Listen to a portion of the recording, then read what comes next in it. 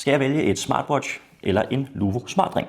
Det er faktisk et super godt spørgsmål. Rigtig mange vælger en Luvo smartring som en erstatning for smartwatchet, men andre vælger også en Luvo ring som et rent supplement til hverdagen. Men er der faktisk forskel på de her to tech wearables? Og det er lidt både ja og nej. De basale data som stress, HRV, aktivitet med videre, de er basically det samme. Og så er der rigtig mange, der spørger os, er det så en til en? Og nej, det er det ikke. Det kan det aldrig være. Det er to vidt forskellige algoritmer. Men hvornår skal man vælge et smartwatch frem for en Luvo ring eller en smartring generelt? Forskellen er, at den her, den har du sjovt nok på fingrene, og den her, den har du selvfølgelig på dit håndled. Så det er ikke fordi, det er raketvidenskab. Men jeg vil sige, at en Luvo ring er rigtig godt til hverdagsbrug, hvis det er, du ikke vil rende rundt med dit smartwatch, for så får du stadig de her data her, som dit smartwatch ellers ville give dig. Hvis du er typen, der træner rigtig meget, så kan du bruge lidt begge dele. Du kan sagtens bruge en smartring op i fitnesscenteret, men det er vigtigt at sige, jern mod jern, det er aldrig en god kombi. Så hvis du er vægtløfter, så vil jeg klart anbefale, at du holder dig til smartwatchet, i hvert fald under din træning. Begge produkter kan linkes op til Apple Health eller Google Fit, så det vil sige, uanset om du bruger den her eller dit smartwatch op i træningscenteret, så får du altså stadig dine data samlet inde i de her sundhedsapps. Så ja, det kommer helt an på, hvad du er til.